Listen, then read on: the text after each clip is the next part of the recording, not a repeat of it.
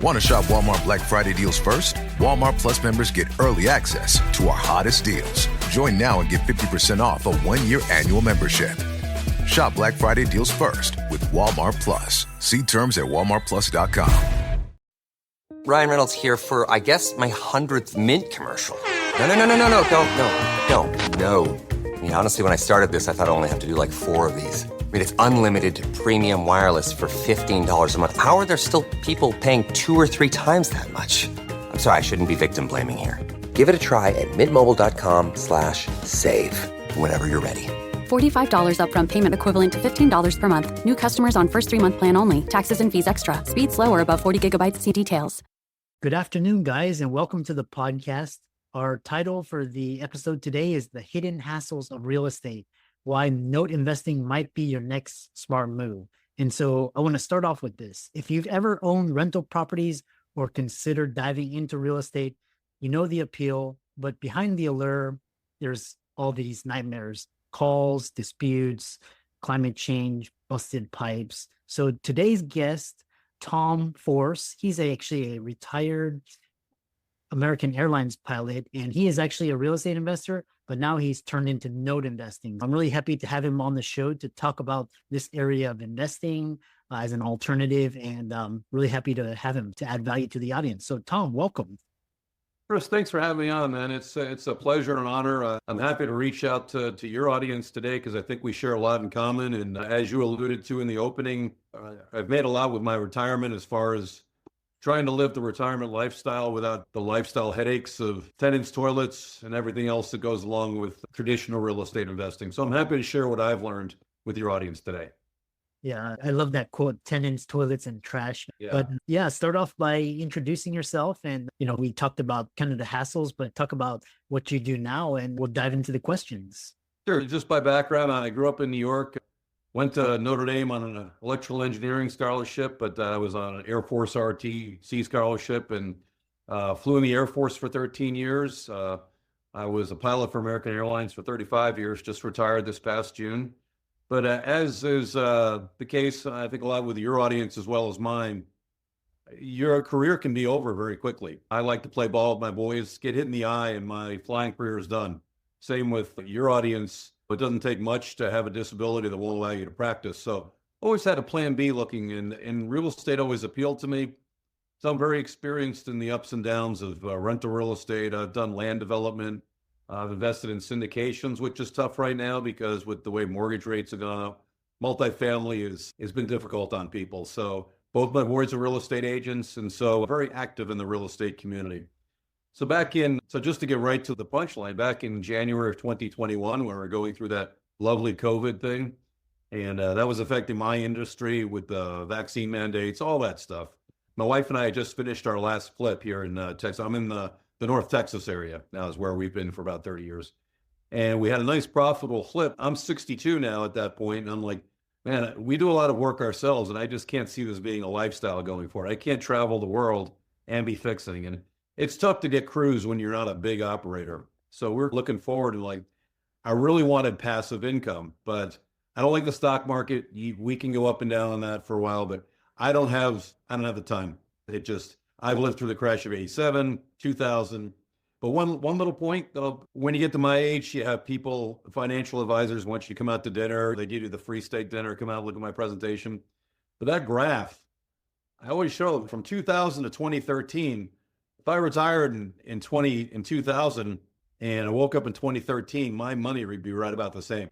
And I would have had to live off that. So timing has a lot to do with it. And I want to be in control. And I think your audience is the same one. We want to be in control of our retirement. So happened to be right about that time, middle of 2021, I found out about note investing. I was listening to a podcast similar to yours, and the guest was a longtime note investor. In fact, he ran a school about note investing, and he's right here in my backyard in Texas. And I'm like, man, when I heard about this, I was like, where have I been before? And so just to break it down very simply, note investing, what we're doing is we're buying the paper part of the transaction. Anybody who's bought a property knows that usually there's a mortgage on it.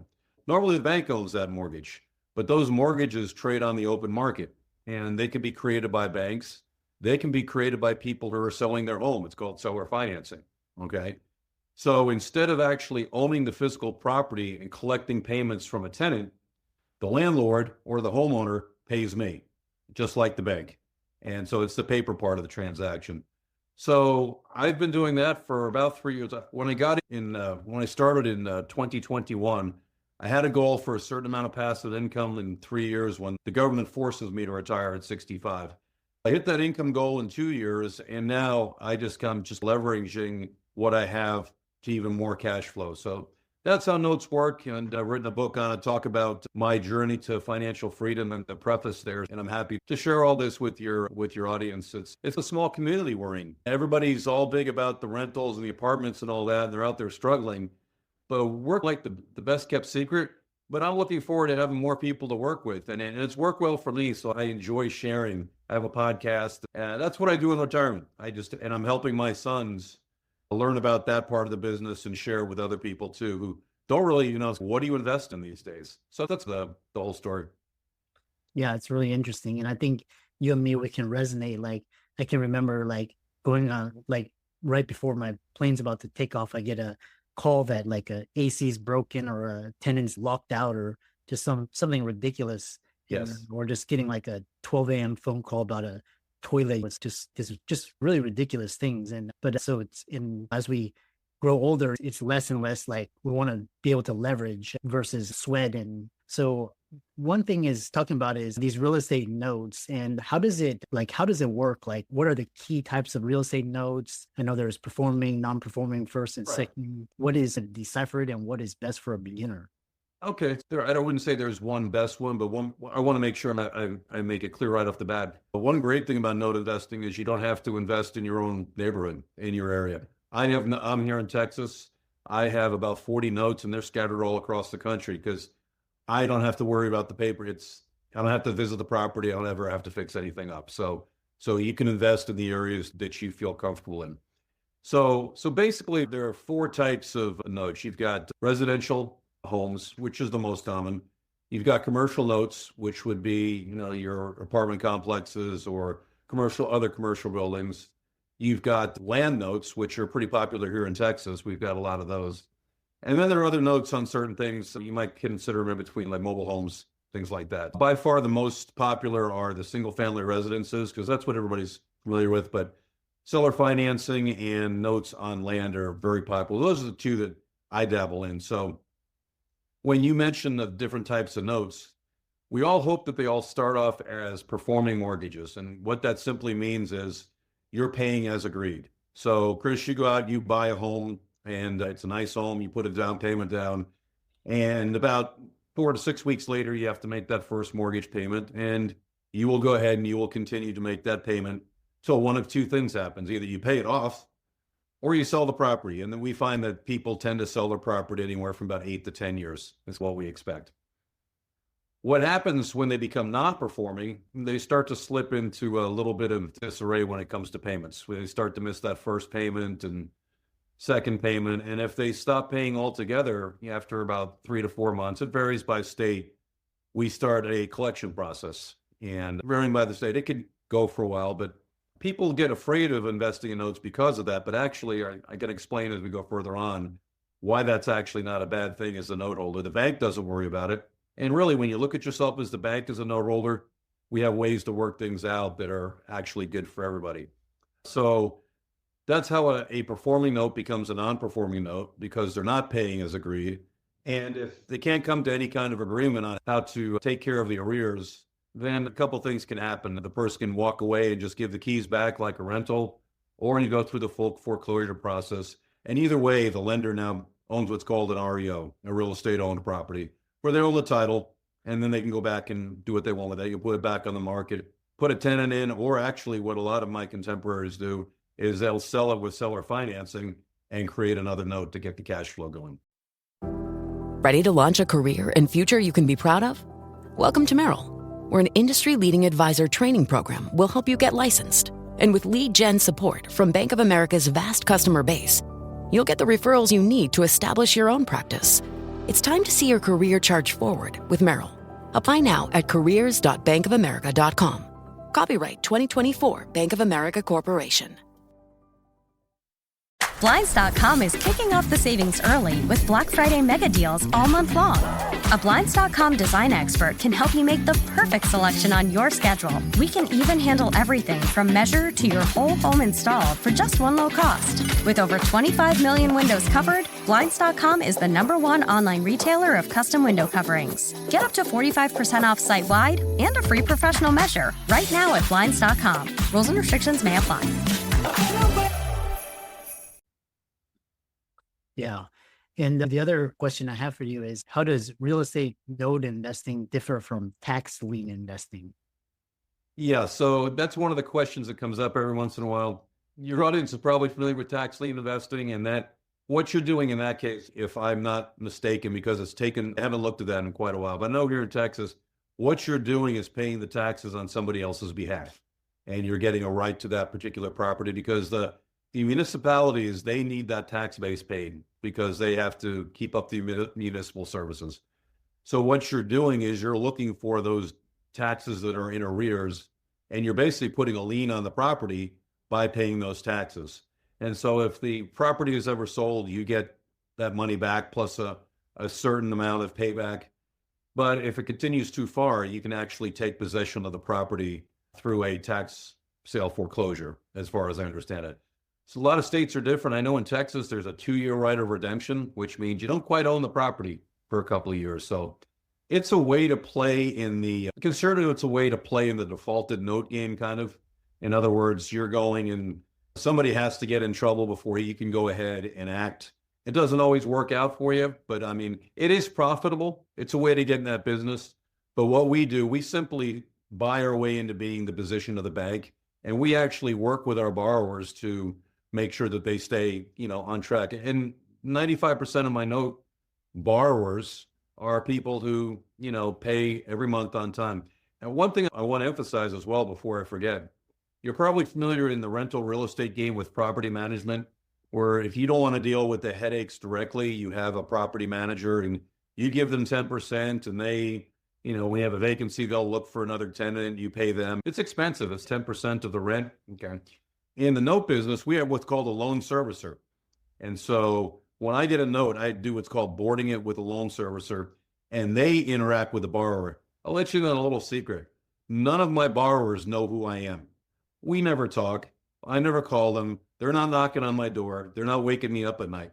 If there's an issue, if somebody gets behind, they're calling the servicer, and the servicer does the work out with them. The servicer escrows the money for the taxes. They do all the work. I literally just get a check or an ACH every month, and it's a lot of fun. So it's a much more enjoyable, predictable way of business, which I think is what your audience is after, predictable cash flow. I can look at my Excel spreadsheet here on my other screen, and I know next month what's coming in.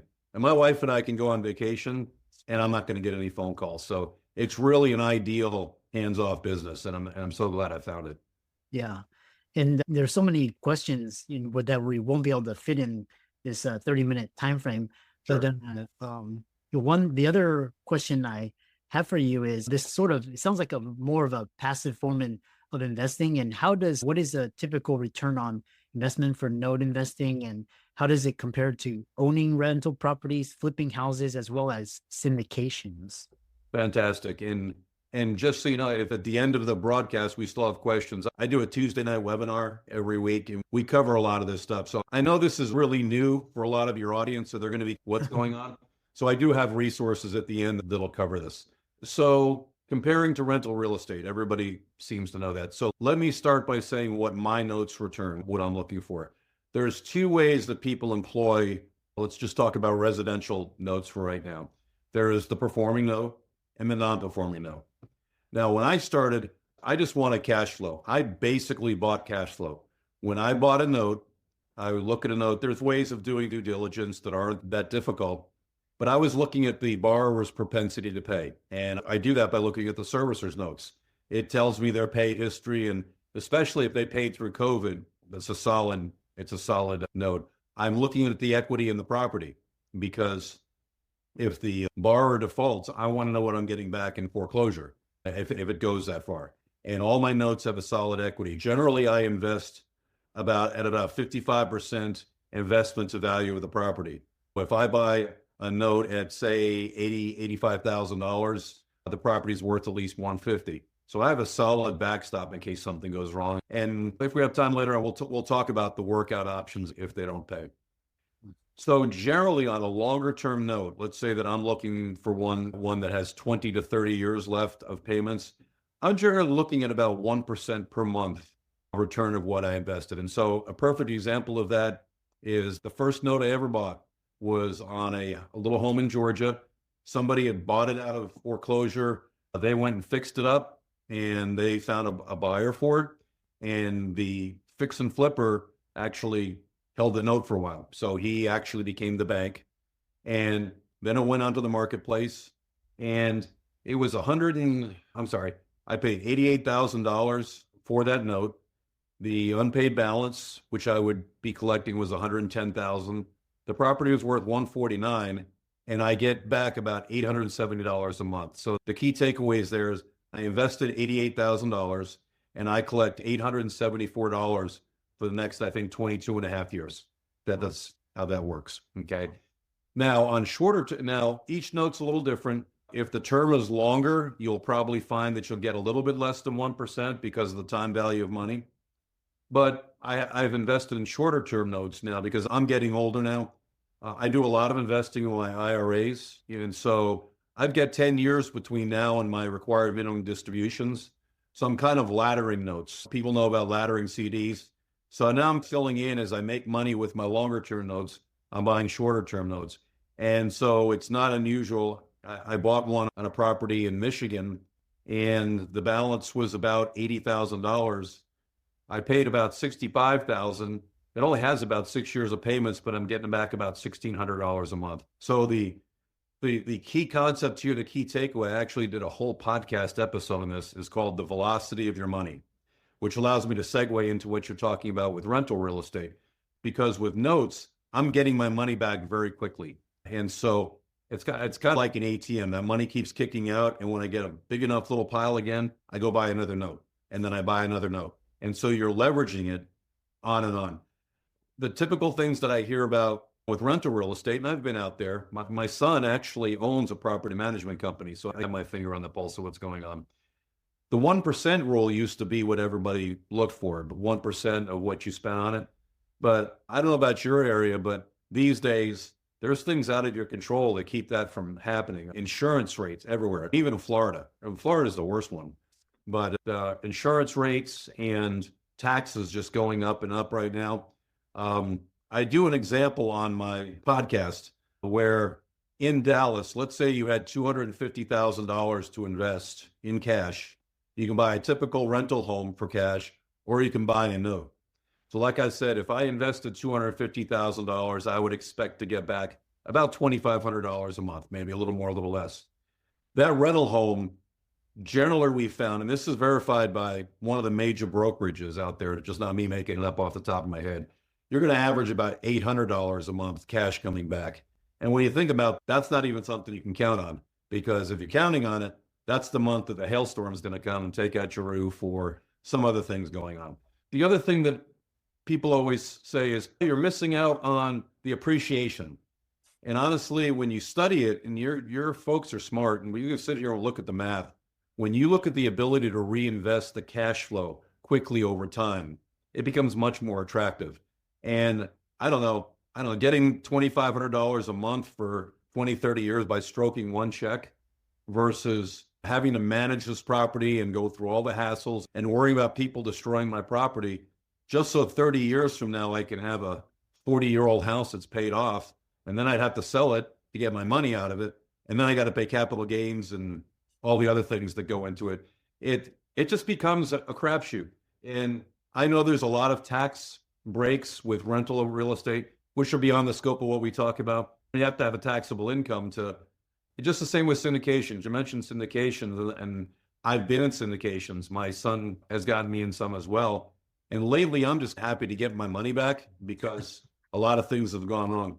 But the other thing, Chris, about that is, you have no control. You write a check and you have no control. I can't leverage that. Notes are very liquid. If I need money, I can put those on the marketplace and have money in about 7 days. I can use them as collateral for a loan. There's all sorts of ways to get your money back out of them. But it's a loss of control with the multifamily. I always tell my audience, I said, I can't go to the syndicator and say, hey, break me off one of them apartment doors so I can go to Whole Foods. So anyway, you can tell I'm passionate about having found this, and I'm experiencing the other things. There's good aspects of all of the other disciplines of real estate. It's just for my position in life and for what I want to do, which is not much except travel, this suits me really well. Yeah. And I know we have 4 minutes remaining. And okay, one thing I wanted to ask you is what are the downfalls? Like, what do people have to be aware of, and where can people find these notes? Is it on a platform, or talk about that? Yeah, there's a couple ways. So just like anything else, sometimes a little bit of knowledge of it can hurt yourself a little bit too much. There are platforms out there where novice note buyers put notes out there, and they're just trying to unload them. They've just written a note on a house they've sold, and the borrower may not have been perfectly qualified. We teach, if you're going to sell your house on seller financing, the buyer, you should qualify them with a registered mortgage loan originator, not just the first person you could fog a mirror coming off of Craigslist. So one of the big pitfalls is people who create notes where the borrower already has an iffy credit situation, and that devalues the note, not getting a good down payment. What I want to see as a note buyer, I want to see a solid down payment history. In other words, they don't just have $1,500 to get in. That's like a renter. You want to see them have monetary and emotional equity in the property. You want to look at the property. It looks nice, maybe some flowers in the flower box, but it doesn't look like a meth lab. People are paying on time. They've put a decent amount of money in it, and so they want to stay in the property. I want to see a good amount of equity there, because if something happens, we want to make sure we're protected. I never really got to the workout options, but sometimes people go through bad stretches, and unlike the banks, I'm willing to work with them. They just say, hey, my husband lost his job. We're down to one income. Maybe it's time to modify the loan, and we'll keep them in it. And I know all sorts of stories where that we can be compassionate in this business. They may want to just say, hey, we can't afford anymore. Can we just give you the keys and walk? And if there's equity on it, just go ahead and sell the property. Okay. If it comes down to foreclosure, because I've bought the note properly at a discount from what it's worth, as far as the property's worth, I'll always come out ahead. But yeah, there's platforms out there. I buy from a couple of local hedge funds that I'm affiliated with, because it's like I can buy notes like a car off of Craigslist, or I can go to CarMax where it's been checked out. So I work with some people who float. So there are some pitfalls. We talk all about this on my website, and I'd love to have your guys and gals be able to check out what I'm talking about. I don't sell anything. We just exchange the information, just like you're getting the information out to your folks today. And that'd be a good place to go for a continued conversation. It was okay with you guys. Yeah, we will need to have you as a part 2, because there's so many questions around this, and I really want the audience to just know about there's this field. Because everybody was like, yeah, rental real estate or physical real estate is a pain. So going to syndications, and people got burned in syndications. So it's time to expand your horizons. And, absolutely. I would love that. Yeah. How can people find out about you and reach out to you, connect with you? Probably the best place, Chris, is to go to my website. It's noteclubusa.com. There's 3 words, noteclubusa.com. Like I said, I'm not selling anything there. We talk about my journey on there. I have a lot of videos and resources on there. The biggest trade show in notes in the country is called Note Expo. I won Investor of the Year in 2022, and I just got it again last week. So I do know what I'm talking about, but I present notes in a way that everybody can understand. And that would be a great place to start. And it would be nice if they went to my podcast, or they can go to my Tuesday evening webinars. I do a live webinar every Tuesday night. And I think the information on that is on my website as well. Or they can, if they want, they can email me directly. Very simple. My first name is swim@noteclubusa.com. Love talking about notes. Love helping people get started. And we have some resources on there for education where they can find out all they want. And I'm here to help them out if they want to get some more information beyond that. Awesome. And the other thing, I've got access to some quality notes. So if they're ready to take the next step, and I can help them find what they need to do to go forward. Excellent. I really enjoyed this conversation, and keep up the great work. Absolutely. Look forward to coming back anytime, and look forward to taking care of your people. This has worked really well for me, and I just love to have as many people as possible have the same feeling that I've had.